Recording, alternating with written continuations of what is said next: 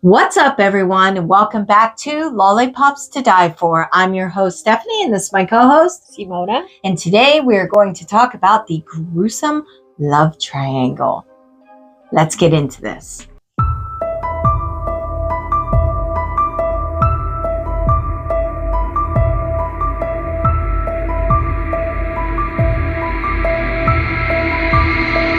So the story we're bringing today is a very gruesome one, and we want to relate the story and then give you our 2 cents about it. So, a New Hampshire man allegedly forced his wife to decapitate her lover in a deadly love triangle.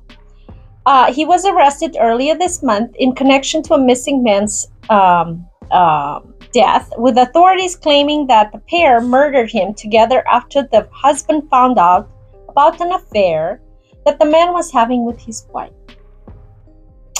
Brittany Barron, 31 years old, and Armando Barron, 30 years old, were arrested on Tuesday in relation to the murder of 25-year-old Jonathan Amerald, whose body was found in Coos County on Tuesday. I know, that's a lot of name to put out there. Armando has been accused of luring Amerald to Annette Wayside Park in Ringe on the night of September 19 and fatally shooting him. An autopsy report concluded that Amerald died from a gun. So the Barons and Amerald are believed to have been involved in a love triangle that turned deadly. Brittany allegedly told police that she was having an affair with Amerald, who was her co-worker at the medical supply company that they both worked at. She claimed when her husband found out, he used her cell phone to get Amerald to come to the park where he assaulted the other man, according to the affidavit obtained by the Keene Sentinel. Shot wound to the head, the release stated. Brittany went on to allege that her husband tried to make her kill Amerald, but when she refused to pull the trigger, he took matters into his own hands, the affidavit stated. Allegedly. Armando allegedly took the gun and ordered Amerald to get into his car, and the couple joined them. She claimed Amerald then told her to cut Amerald's wrists, and she obliged. He then allegedly shot Amerald 3 times, twice in the chest and once in the head, killing him. So this is where it gets gruesome. Brittany then said that following the shooting, her husband purchased items like a tarp, which were to be used in the disposal of the body and evidence. He also allegedly ordered her to accompany him to a wooded area where he forced her to cut off Amerald's head so that his dental records could not be used to identify him, the Sentinel report, citing police documents. She said they then buried Amerald's head and his body separately. Brittany claimed that her husband destroyed Amerald's phone and told her to text her loved ones and tell them she was going to New Mexico for a while for a fresh start, according to the Sentinel. He then allegedly left her at the campsite and ordered her to get rid of Amerald's body before he returned in a few days' time. Amerald was reported missing on September 21st after he failed to show up for work. Police announced in a press release earlier this month. His loved ones had not heard from him since the evening of September 19th, police previously said. Amerald's body was discovered on September 22nd, according to police. 2 conservation officers came across Brittany at a campsite in Earl.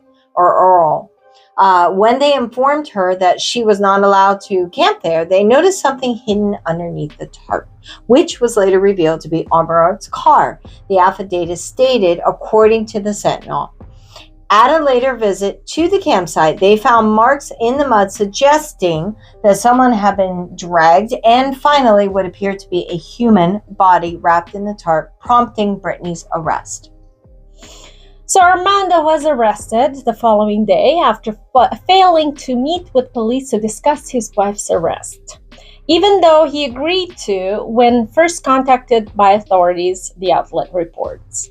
Armando was charged with capital murder while Brittany is facing 3 counts of falsifying physical evidence, police said Friday.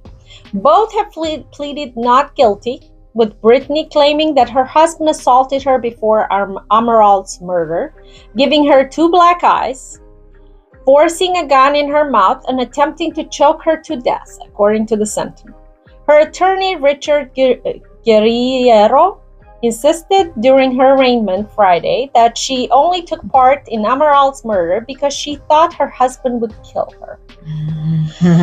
She's staging that. This really started with her being beaten severely. Garrado said, according to the outlet. If you look at her face right now, she still has the bruising on her face and around her eyes, and it's described in the affidavit. Armando beat her severely and threatened her. He put a gun in her mouth and obviously threatened to kill her. However, prosecutors argue that she had multiple opportunities to reach out for help, but chose not to, the Sentinel's report. The judge agreed, and both Armando and Brittany Barron were ordered detained without bail. Amaral worked for several years at Teletext at a biomedical manufacturing and as a biomedical manufacturer engineer, and enjoyed hiking in his free time. He was also an avid runner during his time in Milford High School, acting as a captain of the indoor track and outdoor track with the cross-country teams. His death left those who knew him shocked and devastated. For someone to do something like that is crazy. Danielle Atkinson, who knew Amaral as a teen, told the outlet, "He was such a great guy, and it doesn't make sense." No. So, our 2 cents on it. Number 1, I want to preface by saying, no, I have never been kidnapped by my husband. Yeah. And I have never cheated, so I don't know if I would... that feeling? I don't know the feeling if I would be put in that situation where he beats the crap out of me. Because she did. I saw the pictures. She did have 2 black eyes when she was facing the judge. Yeah. She was very beaten up. Yeah. So I don't know. But I would choose death over slashing someone's head. I don't know. I don't know if I could take that. Seeing that. And doing that because of pressure. I think I would probably kill before being killed. No, I don't. Survival of the fittest.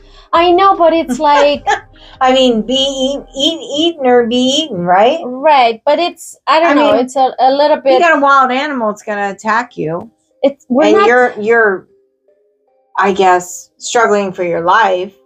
But or if somebody breaks into your house and you're struggling for your life, it's either kill them or you get killed.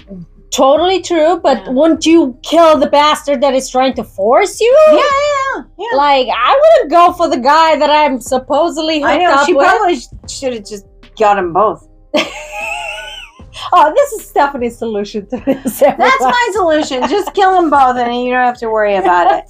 Right? Well, in the end, granted, we have never been put in that situation. We don't know how one would react. Right. But, she will be screwed for life mentally. I don't think she will be a normal, decent human being ever again because of what she did. And also, she, he definitely was not the husband you should have married to begin with. No, I agree. 100%. I mean, come on. 100%. So, I know. I don't know. Just makes you aware, What's your 2 cents? Right. Yeah. What's your 2 cents on this love triangle? How would you handle this love triangle? How would you handle it? Would you help hide the body or would you not? I don't think I would. I know somebody that helped hide the body. That tells you where Stephanie has been. But thank you everyone for coming along on the ride with us and for listening. Allegedly. And for listening to our gruesome stories. Yes, and always remember, guys, the truth is always scarier. We'll see you next time. Bye.